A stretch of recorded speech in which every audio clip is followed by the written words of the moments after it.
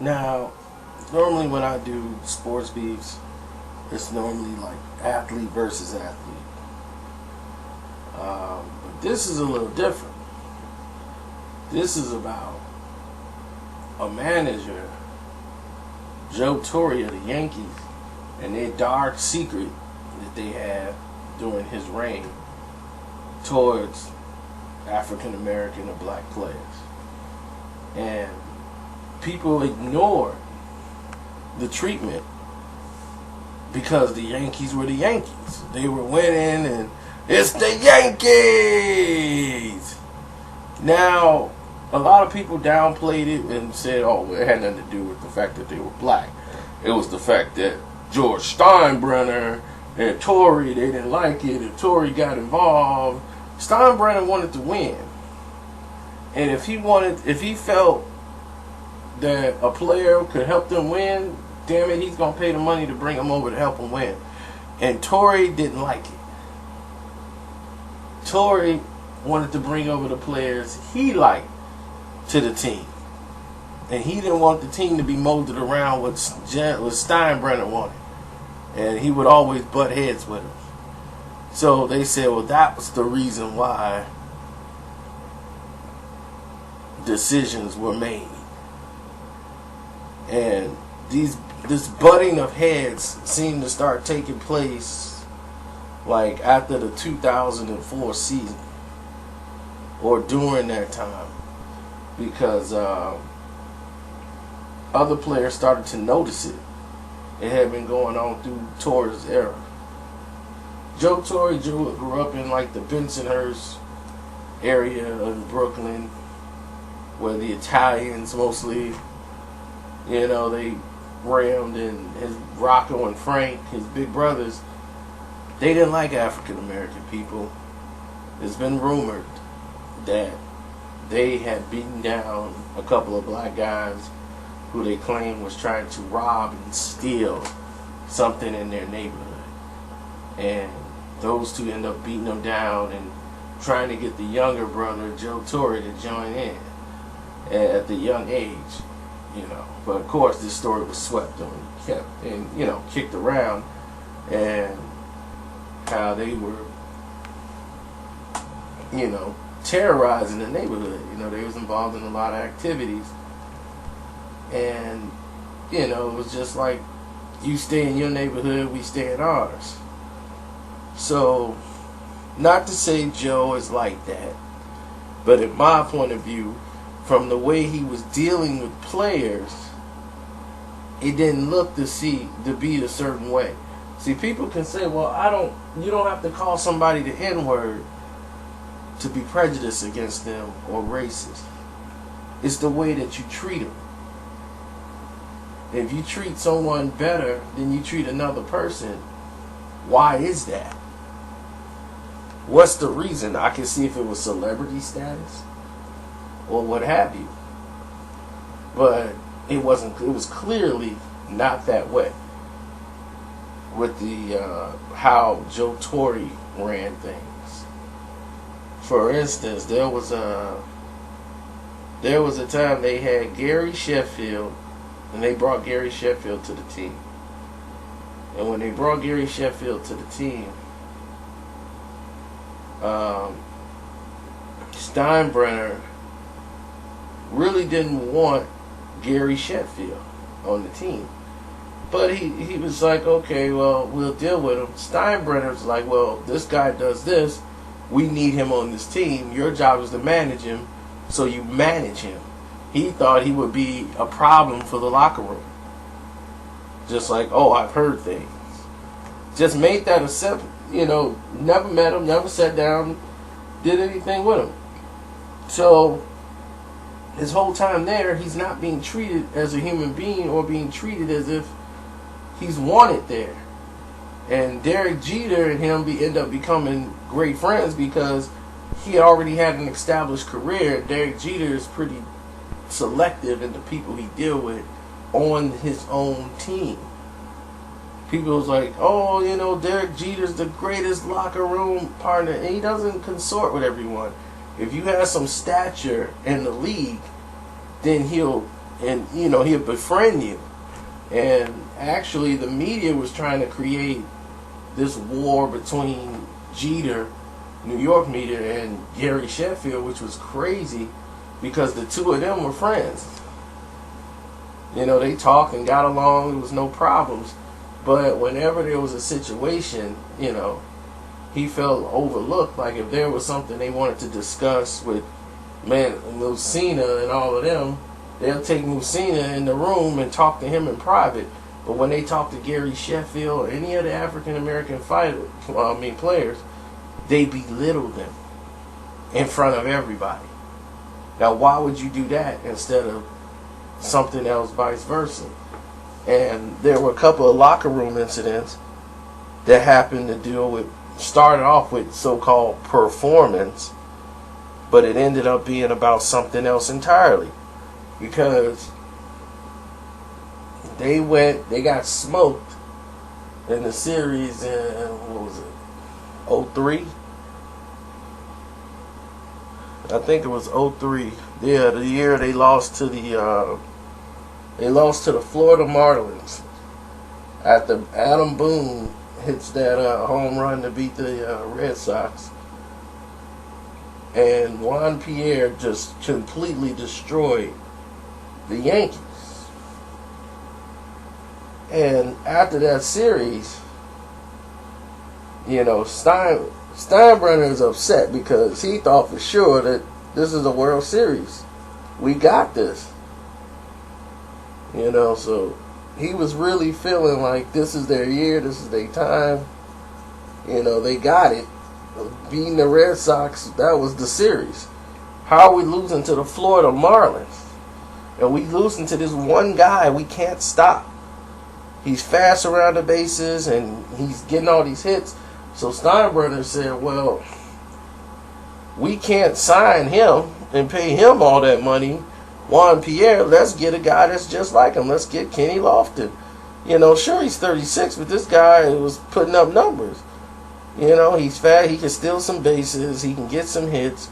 And Lofton wasn't received well because Joe Torre didn't want him on the team. Why? He had no idea. You needed a guy who could steal some bases. You need a guy who can get you some clutch hits and make some things happen for the team. And when he came on the team, he's doing the press. He's telling people, if I get 150 at-bats, he's like, I understand Bernie Williams is here, and I love Bernie Williams. I will make an exception. I'll designate it hit as long as I play every day. I just want to play. Every day to help this team. Bernie can still play and do his position. And Bernie Williams at this time he's not Bernie Williams anymore. But I understand the Yankees keeping him on the team because he's Bernie Williams. But if Joe Torre would have had his way, he'd have Bernie out of there too. But Bernie became a household name. So you're not going to belittle Bernie Williams at all because the fans love Bernie Williams. So you couldn't talk or say nothing bad about Bernie Williams. You can forget that. So Jeter's going to get the respect he deserves in the locker room. Bernie Williams definitely going to get it. And Kenny Lofton, who's had a great career around the league, they're treating him as if he's a rookie on the team. First off, he don't get a chance to do all the things he wanted to do on the team because he didn't play every day. He played only 83 games. Torre wouldn't play him every day. But the man batted about at least 276, if I'm not mistaken, for the team in only 83 games. He only stole like 7 bases because he was playing with an injury, a quad injury, and he still was playing for you guys.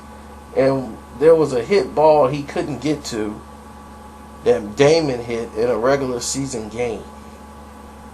And him and Mario Rivera got into a big, argument because he couldn't catch the ball. And they were like, get the ball, and it was a blooper, and Lofton just couldn't get it. It was going to be a base hit anyway. And I guess they felt if Lofton was trying to really run and catch the ball, He could have gotten it. And he had a 2-year deal. But Torre gonna embarrass him in front of everybody, Sheffield, in front of everybody there, saying you let us down, you blew the game. If you're not capable of doing your job, then step down and let someone else step in and do the job. This is a guy who came in and was helping players develop, helping other players get better, and trying to devote time to helping the team win. He's all about the team concept. If you talk to Kenny Lofton, he's probably not going to tell you much about what happened, because that's just not how, they want to be remembered or want to deal with the situation. But it was another situation in which it was probably the worst time in his entire playing career. The way things were dealt with and handled when it came to African American players and when it came to all the other players. Musina, who had no numbers, he only played 27 games that season, but he was beloved. He'll be taken in the office and it's like, oh, let's talk. Giambi had like a 2-error game. They walked Giambi in the back, had a private talk with him. After everybody was leaving the locker room, they told him to stay behind. Joe wants to talk to you. Why Gary Sheffield couldn't get that? And Giambi is a guy who was an admitted steroid user. Why he couldn't get the same type of love or appreciation from his team.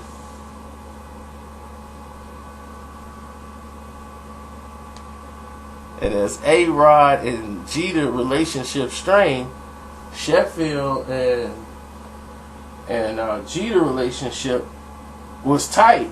And he would say, man, just wondering why Jeter wouldn't stand up for the rest of the players, and Gary Sheffield would. And he was like, man, why you keep singling him out? And he would say, why don't you say something to the, Joe Torre? But, Jeter's like, well, Joe's got a point. He's doing, I don't interfere with the management job. That's what he does. His job to manage us. So I'm not going to interfere with that. But he's like, you see how he treat everybody else and how he treating just Kenny Lofton and, all the black players that come on the team. He don't do that to nobody else. Why he do that just to the brothers? And Jeter would come up with a political answer to get out of it. So he realized that no matter what he say, Jeter's going to, be Jeter. He's going to be, I'm with the coach and with the management. So Lofton is being exactly what they thought he was, a problem. So Lofton blows up. Now, not Lofton. They traded Lofton out of there. So when they traded Lofton away, they went ahead and said, okay, Tony Womack came along in the picture because they traded Lofton with 1 more year to go on his contract. So anyway, Womack comes around. Sheffield's there with Tony Womack, and they had just got him from the Cubs too. And this is his first time ever playing in the American League. The kid has played all his career in the National League.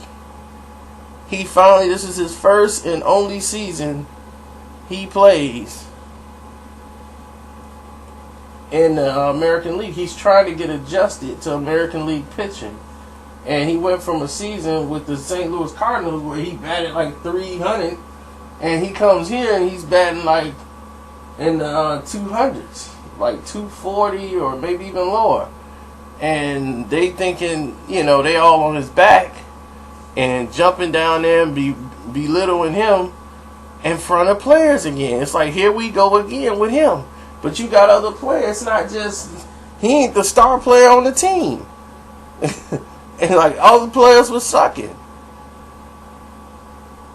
But see, the thing is, Sheffield had more power at that time than he knew about.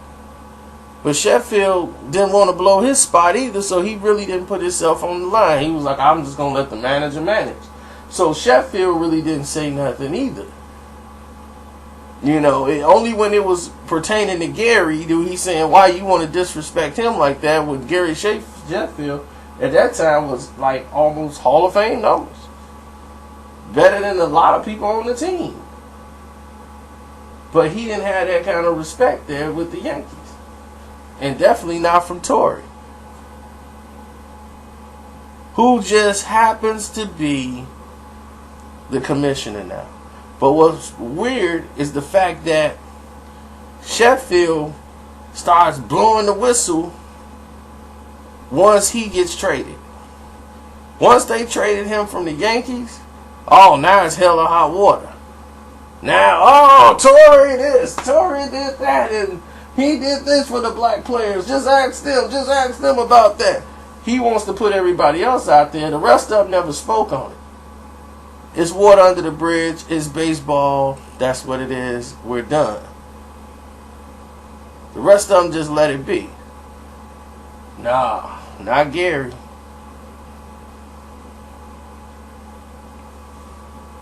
So, he couldn't handle his trade. And him being told like he wasn't good enough. And he didn't see the writing on the wall. So when all this news and all this stuff started blowing up in 2007, and it was coming out about how all the stuff he did with black players, Steinbrenner was getting ready to get, because he didn't know about the treatment that was going on in there, because the players never really came to Steinbrenner about those problems in the locker room or issues like that. Once Gary Sheffield went public, it was a black eye on the Yankees. Gary Sheffield went to HBO Real Sports and did an interview, and once that happened, it was pretty much a done deal.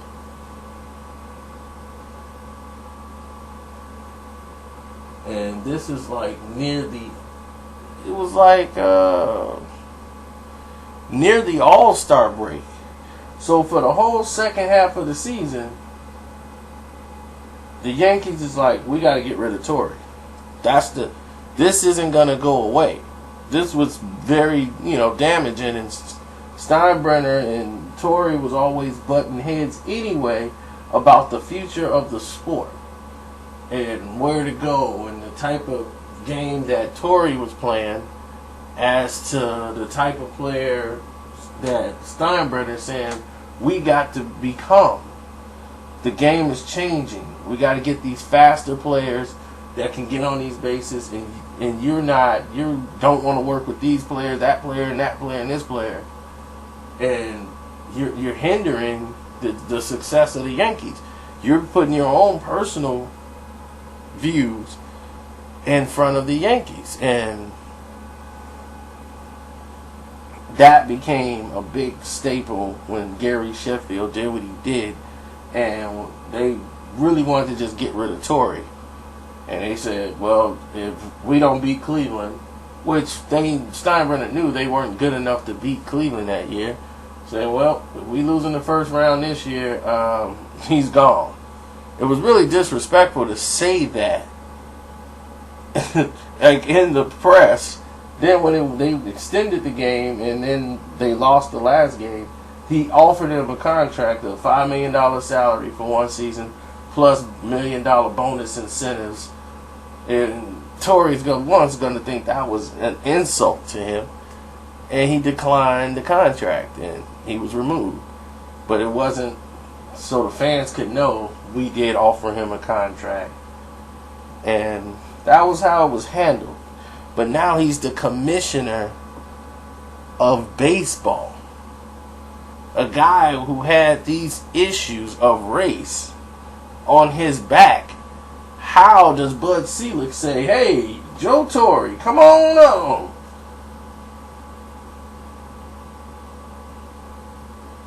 When it was clearly on record he has not been treating people of a certain color fair when he was a manager. Now he's the commissioner. What do you think he's going to do?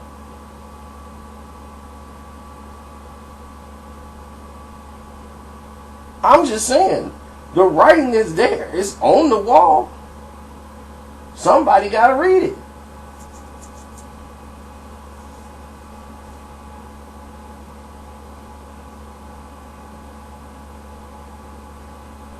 Baseball has been the most backwards sport for a long time as far as the way it's ran.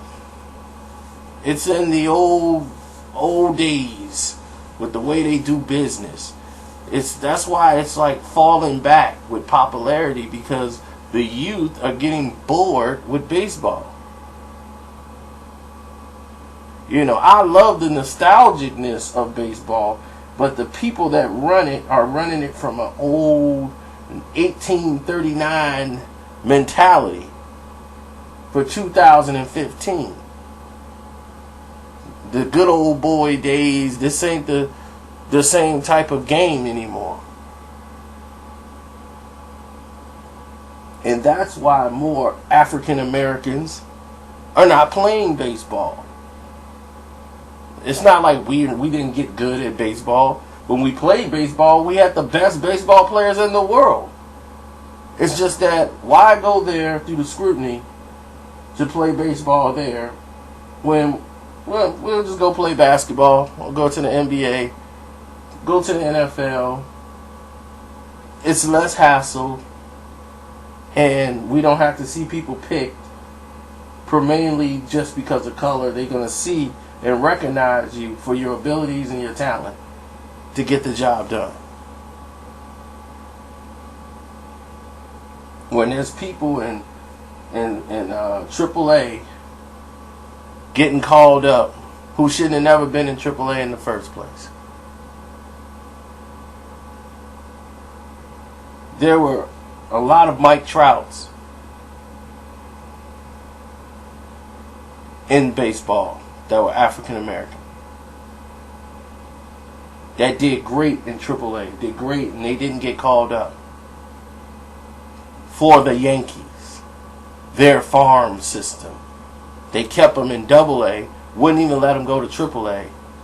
And I'm not going to bring their names up in this because it was just a terrible fact. During 2004 all the way to 2009, they had some of the best numbers in their play, in league play. Then they went to AAA, came up for a couple of games, had great games, and got sat back down to AAA. Then was dealt in another trade, still didn't get a chance to go because they had picked up another guy they brought up because he had the All-American smile, college kid, good school, families with boosters to the program and to the team in the city. His father was a construction business where they build, and it was all politics involved to bring a player who was batting .222, bring him up from AAA to the league. And they wonder why we still love the game of baseball. I love it for its nostalgicness, but it is what it is. I'm not saying one race is better than the other race in the sport. I'm saying get the best players that's out there and let them play. Quit trying to dominate what should be on the field based on look and appearance.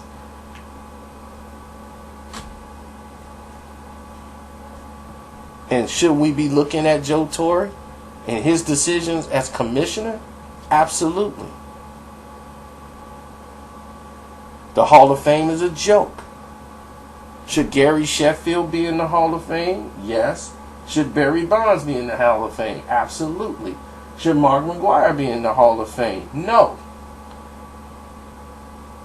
And it's not because he's white and I'm just siding with black players. Mark McGwire did not have the type of career that would fit for most valuable, like Hall of Fame. His batting average is very low. He had a high slugging percentage for home runs in a couple of years, but he had a very low on-base percentage, and he struck out a lot. Should Sammy Sosa be in the Hall of Fame? Absolutely. Before all the steroid rumors, which they had no proof of, the fact that they just didn't have proof, not only did they not have any proof, okay, Sammy Sosa wasn't even at Congress. He was not named on the list. When they did the file of the investigation, there was no rule saying that you couldn't take steroids in baseball. And everybody else got past the radar. You had Rodriguez, you had Gonzalez that ended up going to the Diamondbacks. Guys who was hitting 12 home runs and 11 home runs started hitting 28s and 30s out of nowhere.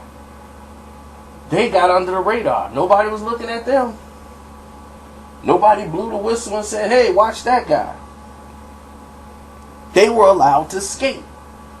And the thing is, this is all, you're judging somebody on something where you didn't have a rule. Normally you say, okay, you got away now because we didn't have the rule, but now we got the rule. We can't, now you can do that. How you're penalizing somebody off what you assume. Well, you really didn't have any proof, and then they weren't breaking any rules if they took it. Because taking steroids don't make you a better baseball player. It just heightens your ability physically to be a better baseball player. There's a lot of people that took it that still weren't doing great. You have pitchers taking it. Nobody went to Atlanta and told Tom Glavine. Nobody told Greg Maddux. Nobody got all of these pitchers who was getting away with using this stuff.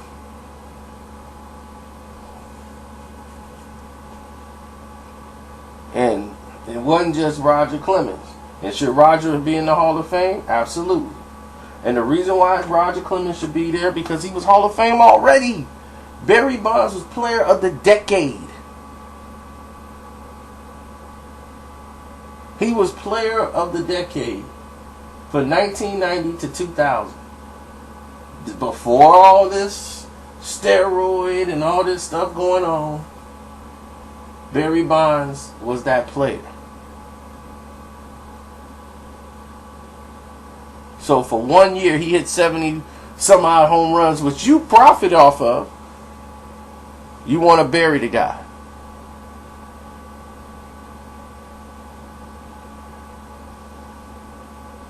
Barry Bonds is probably one of the best baseball players to ever play. Period.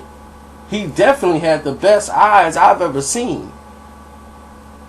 Bobby Bonds taught him well. Bobby Bonds trained Barry Bonds to be Barry Bonds.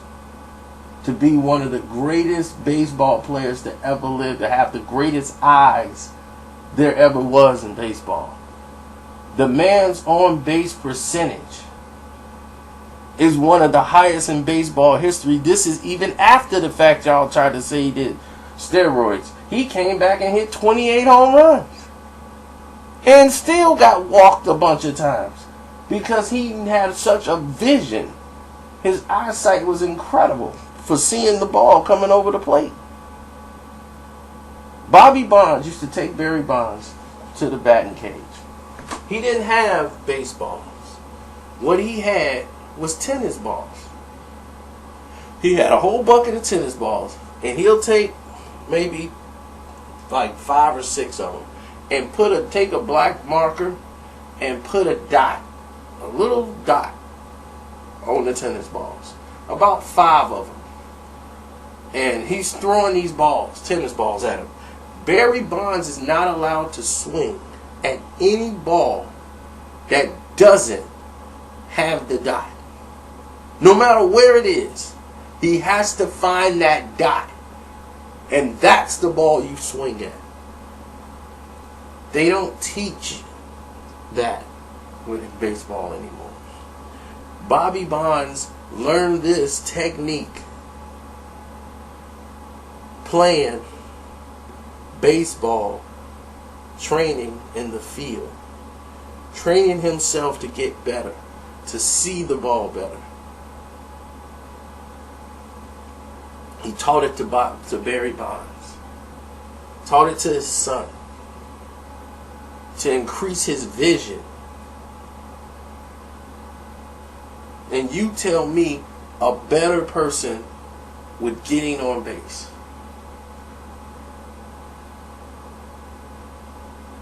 Than Barry Bonds. And I don't take nothing away from Babe Ruth. Babe Ruth had when he was in his prime, to do what he did is incredible. You know, slugging percentage was very high. You know, for him to be just taking no regard of his body or whatever, Babe Ruth was just incredible.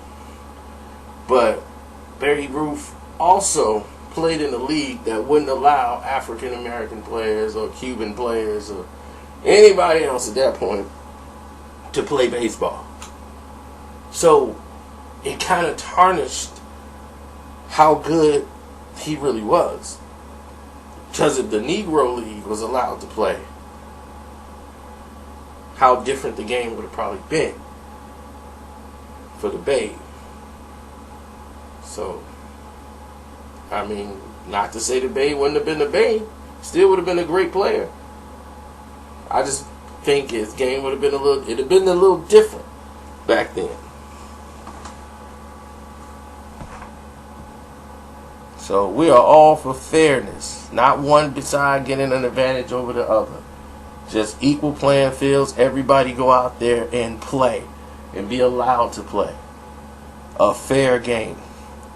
Until you get that, let's look at Torre and see what he's doing now that he's in the commissioner's seat or vice president of whatever they wanted to name him. I don't think they vetted him enough for him to be in that seat. It's your boy Carcino. I'm out. Follow the truth behind sports beats, and I'm out of here.